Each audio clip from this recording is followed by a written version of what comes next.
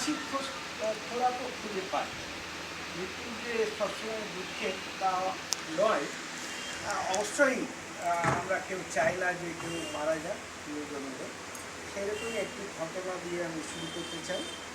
আপনারা জানেন যে সারা পৃথিবী থেকে মানুষ গ্রুপে গ্রুপে জেরুজালেমে বেড়াতে যায়।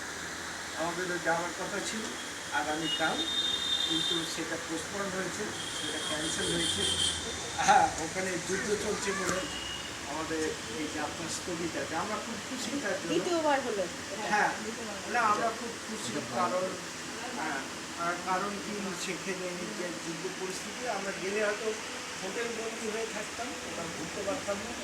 ঈশ্বর যেটা করেছেন সেটা খুবই ভালো। তো সেরকমই একটি ঘটনার কথা বলি।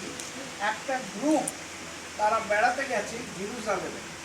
আর জেরুজালেমে যখন আপনি ইন্ডিয়া থেকে যান, ওখানে ইন্ডিয়ান মানি চলে না, আপনাকে ডলার করে নিয়ে যেতে হবে এবং যা কিছু কিনবেন ডলারে। আমাদের গতকালকে হ্যাঁ হ্যাঁ আমেরিকান মানিতে ওখানে পেমেন্ট করতে হয়। এবং গতকালকে আমাদের গতকাল নয়, গত পরশু দিনে যখন ট্রাভেল এজেন্ট আমাদের বুঝাচ্ছিলেন আমরা কী করবো না করবো, তখন উনি বললেন হোটেল থেকে বেরোনোর আগে আপনারা জল ভরে নেবেন। বাইরে থেকে যদি জল কেনেন তাহলে তার দাম হবে ভারতীয় মুদ্রায় 450 টাকার মতো। এক বোতল জল, 1 লিটার জল, খুব কস্টলি জায়গা। আপনারা যখন হোটেল থেকে বেরোবেন আপনারা কিনে নেবেন। তা যাই হোক, একটা গ্রুপ গেছে জেরুজালেম বেড়াতে এবং সেখানে স্বামী স্ত্রী, ওই গ্রুপের মধ্যে স্বামী স্ত্রী গেছে। স্ত্রী একটু আগে থেকে অসুস্থ ছিল আর ওখানে গিয়ে স্ত্রী মারা গেছে। এবার কী হবে? তো মন তো খুব খারাপ। তো বললো আমি স্ত্রীর দেহ নিয়ে চলে যাব ইন্ডিয়াতে।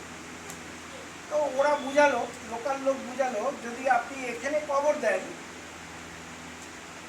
এখানে জেরুজালেমে কবর দেন, তাহলে 500 টাকার মধ্যে হয়ে যাবে। আর যদি বডি নিয়ে যেতে চান তাহলে 5000 টাকা লাগবে। মানে এটা টাকা নয়, ডলার। আপনি যদি একটা স্ত্রীকে এখানে কবর দিয়ে চলে যান, $500 লাগবে। কিন্তু আপনি যদি নিয়ে যেতে চান বডি, $5000 লাগবে। তখন সে ভদ্রলোক বলছেন যে আমার 5000 টাকাই যদি খরচ হয়, $5000 আমি তাই দেবো, কিন্তু বডি আমি জেরুজালেমে রাখবো না। তো তখন ওই জেরুজালেমের লোকেরা ভালো বোধ স্ত্রীকে খুব ভালোবাসে, তাই জন্য তার বডিটাকে নিয়ে যেতে চাচ্ছে। তখন বললো, ও আপনি আপনার স্ত্রীকে খুব ভালোবাসেন তাই না? বলছে ব্যাপারটা তা নয়, আমি শুনেছি 2000 বছর আগে এখানে এক ব্যক্তি মারা গেছিল, তাকে কবর দেওয়া হয়েছিল এবং 3 দিনে সে আবার জীবিত হয়ে উঠেছে। এই জেরুজালেমে আমার বউকে আমি কবর দেবো না, 5000 টাকাও যদি লাগে আমি নিয়ে চলে যাব ইন্ডিয়াতে, যেন আর উঠতে না পারি। ঠিক আছে?